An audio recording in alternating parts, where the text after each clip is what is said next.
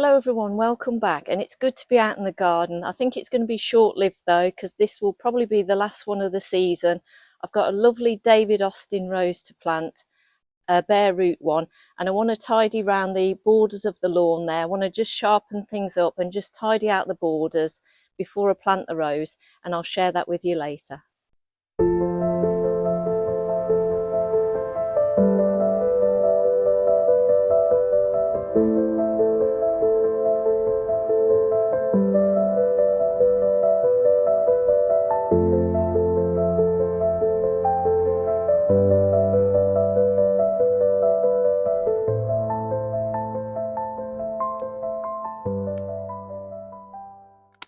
So I've just been trimming some of the long branches on the roses. I don't want them to get root rot during the winter when the gales blow.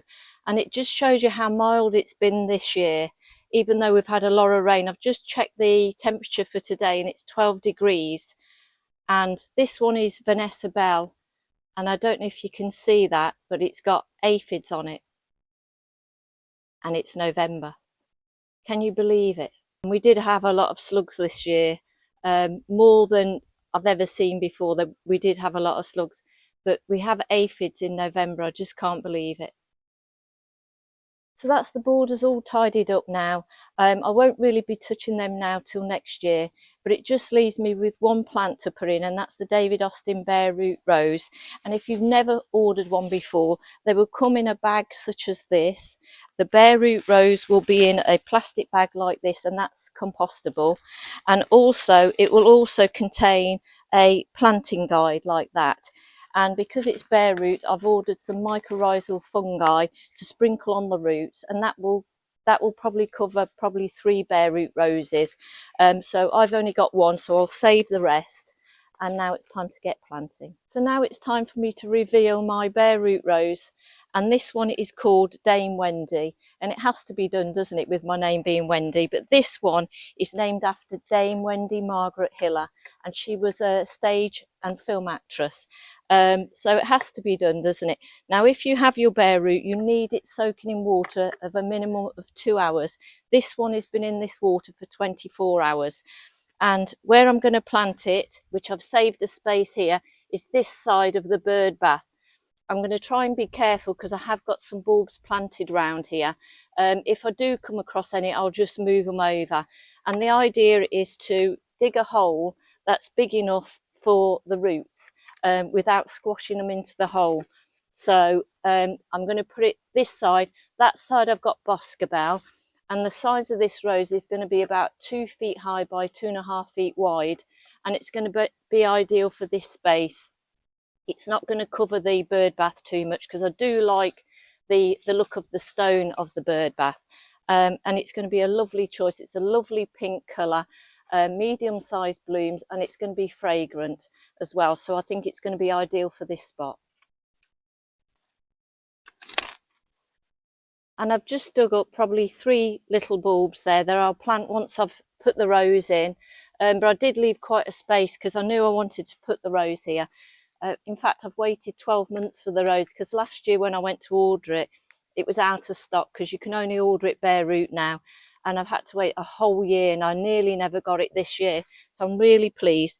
But when you come to dig the hole, it has to be big enough to accommodate the roots. You don't want to squash the roots putting the rose in. And also, when you put the rose in, the soil level needs to come up 2 inches above the stems. So you just want to tease the soil at the bottom of the hole there, just like that, just so that the roots can root in better. And then if we open the mycorrhizal fungi, and then if you get your bare root rose and you just sprinkle the mycorrhizal fungi on the roots. And it says on the packet it will stimulate new growth for a healthier and more plentiful rose. So you just got to put enough onto the roots like that, and that's enough. And then the roots have got a natural curve to it, so I'm just going to sit it in the hole as it naturally would grow. And I think that's about the right distance away from the bird bath. So I'm going to pop the soil back in.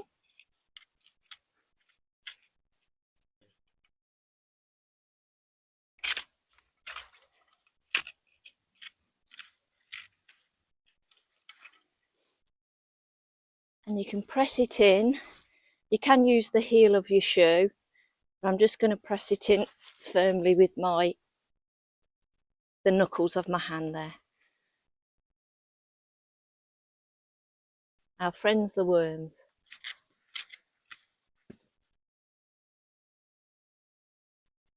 And last but not least, a little bit of water. And that's just a little view there of how it's looking now.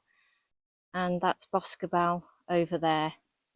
And this is Dame Wendy. And that is it for this week. Everything's coming to an end this season, but I'm glad I've got my rose in at long last. The borders look lovely and tidy now. There's no more to be done. And it's all down to Mother Nature now. Everything's got to go to sleep and just rejuvenate itself ready for next year. And I think the roses have had enough moving about for 1 year. I think some of them have been moved 2 or 3 times. So I'm glad they've performed as well as they have. But next year we can enjoy it more now. Everything's as it should be and in its place. The roses won't be moved again and we can enjoy them a lot more now. But I'm so pleased. I've managed to get my rose in that I've been after for 12 months. But have a lovely week. See you next time. And don't forget to like, share and subscribe so you don't miss any future videos.